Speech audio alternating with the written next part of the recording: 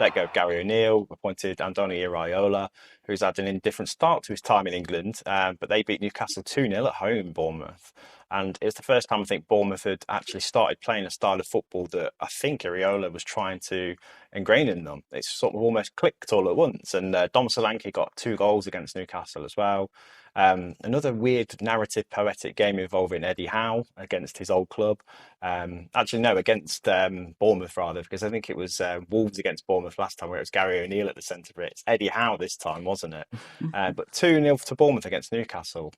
Just quickly, that's an incredibly impressive result, isn't it? And something that Bournemouth needed, Iraola needed, and I think Dom Solanke needed as well with his 2 goals.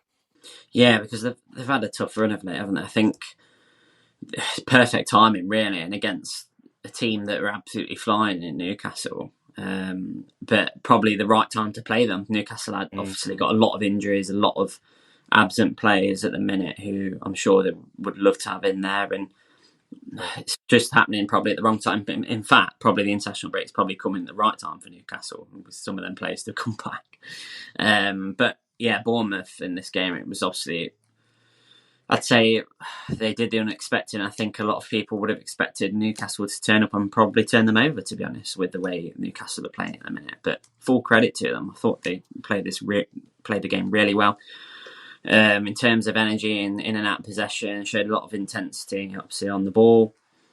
Quality, I thought Clivert, it was nice to see him actually come in and he looked a real threat. He's not played the most, as many minutes as he would have liked to feel this so far this season, and he had a couple of moments of real quality in the game. But like you say, Solanke, the main man, coming in with the 2 important goals. But I thought that some of the defending from Newcastle could have been better in moments, particularly. I thought Solanke, the way he took that goal, actually, Solanke, is that strike at the near post. That when I first saw it, I thought, should the keeper be doing a little bit better there at his near post? But then he struck it so hard, it was almost like, it was literally like a quarter of a second to react, and before he knew it, before the goalkeeper knew it, it was by him in a second. So,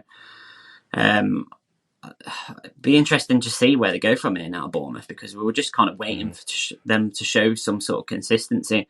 We said it obviously with Forest last week on the back end of their really positive result. Can Bournemouth now kick on from here after the international break and put a run of games together, because they've got a really talented manager in there who's trying to implement this way of playing, and we've seen it in dribs and drabs, but they have really actually struggled just to kind of put it together, haven't they? But there were signs in this game that it's actually starting to click for them, that's for sure.